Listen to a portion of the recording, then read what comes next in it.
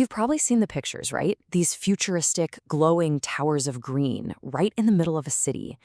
It looks like the future of food. But what if I told you that this billion-dollar industry is actually in the middle of a massive collapse? Yeah. So today we're going to dig in and separate the hype from the harvest to figure out what it really takes to grow food and to profit in the concrete jungle. So here's our game plan. We're going to start with that billion-dollar promise that got everyone so excited. Then we'll get into the high-tech reckoning that brought a lot of these companies crashing down. But it's not all doom and gloom. We'll uncover the three main ways farms are actually making money, look at the secrets of the ones that are thriving, and check out how city policies can be a total game changer. You know, it all kicked off with this vision that felt like it was straight out of a sci-fi movie. Picture this: huge vertical farms stretching up to the sky, perfect plants glowing under these purple LED lights, and everything is run by super smart algorithms. I mean, who wouldn't be captivated by that? Investors, for sure. We're all in on this idea of fresh, local food grown year-round right where people actually live. And this is the tech that made that whole dream possible: controlled environment agriculture, or CEA.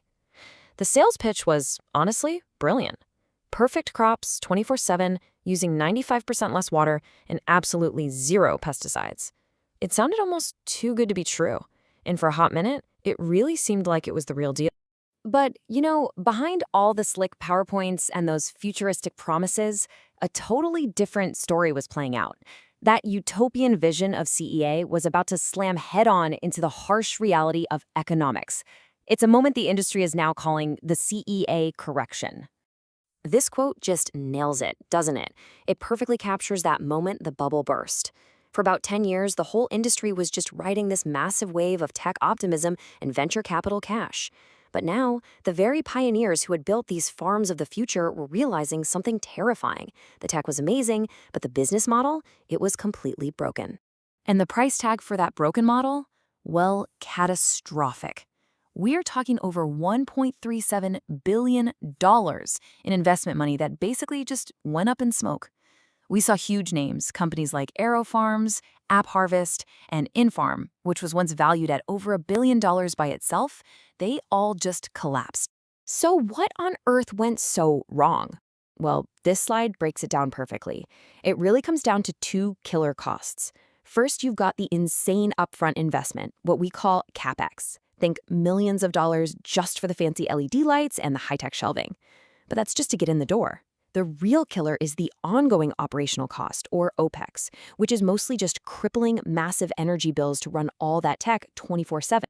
And get this is what that broken model looks like in the real world. For every single dollar these farms earned, some were spending $5, even $6 just on the electricity bill. I mean, that's a recipe for disaster. The math just doesn't work. The bottom line was, people weren't willing to pay that much more for high-tech lettuce, and grocery stores weren't going to give it the shelf space. But okay, here's the good news. All that failure, all that burnt cash, it actually taught us some really valuable lessons. And out of the ashes of that hype, a new, much smarter model for urban farming is starting to grow. And it turns out there isn't just one right way to do it. There are actually three. Let's break it down like this. First, you've got the artisanal model. These are small farms focusing on really high-quality niche stuff for farmers markets or fancy restaurants. Then, there's the industrial model. Think large-scale operations pumping out tons of one thing, like leafy greens for big grocery chains. And finally, there's the experience model, where the farm itself is the product. The food is just one part of a bigger draw, like a farm-to-table dinner or a cool event space. All right, so we've got our three main business models. But what are the specific strategies that are making these new urban farms actually work? Let's open up the playbook and see what the farmers who are actually turning a profit are doing differently. Okay, so one of the biggest secrets, it's all about choosing the right crop. Instead of trying to go head-to-head with cheap lettuce from a field somewhere, the smartest urban farmers are targeting high-value niche markets. And right now, the undisputed king of the niche market is microgreens. These are just the tiny little seedlings of vegetables and herbs, but they are packed with flavor and chefs love them. And as you can see, the demand for them is just exploding. And this right here is why the smart money is on stuff like microgreens. Just look at these numbers. A tiny 500 square foot operation can rake in over 40 grand a year, with profit margins hitting up to 80%. That's an incredible return. And it's not just microgreens. Gourmet mushrooms, specialty herbs, they're all generating serious cash for farmers who are thinking outside the lettuce box. It's not about growing the most food, it's about growing the most valuable food. But before you go quit your day job to start a microgreens empire in your garage, hold on a second. You need to see this. A big national survey found that less than a third of urban farmers are actually making a livable wage just from selling what they grow. That's a pretty sobering number, and it's a huge reminder that even with the perfect crop, you absolutely have to have a rock-solid business strategy. And that brings us to the next big secret of the successful farms. They're not just selling vegetables anymore. They're selling an experience. They're turning their farms into destinations with tours and cooking classes, and some are even hosting weddings. They're creating other products too, like their own hot sauce or honey.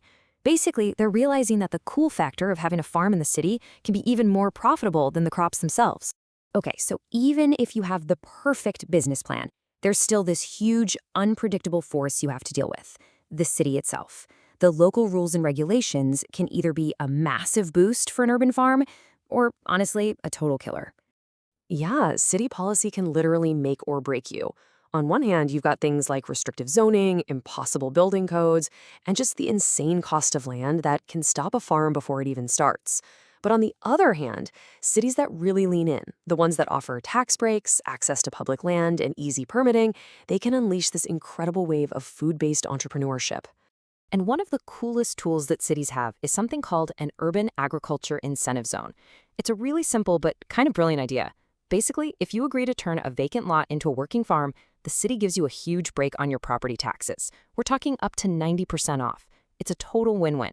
The city gets fresh, local food, and the farmer actually gets a fighting chance to build a real business. All right, so we have been on quite a journey, right? From the crazy hype of that high-tech dream to the brutal reality of the CEA correction, and now to a real playbook for building a successful urban farm.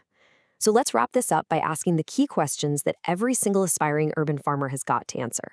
First things first, what is your niche? You have to decide. Are you going to be the big box store of urban farming, competing on sheer volume and low prices? Or are you going to be the cool boutique, competing on amazing quality and high value?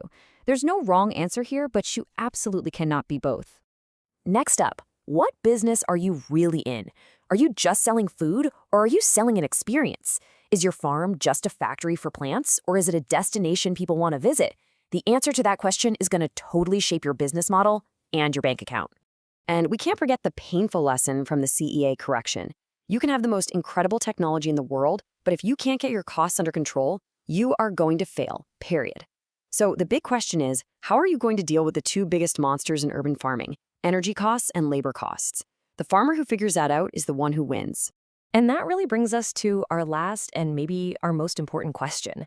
After a decade of chasing this high-tech dream, is it possible that the future of farming in our cities has less to do with engineering and a lot more to do with entrepreneurship? Is it possible that the real key to feeding our cities isn't a better LED light, but just a better business plan? The answer to that is going to decide the fate of a whole new generation of urban farmers.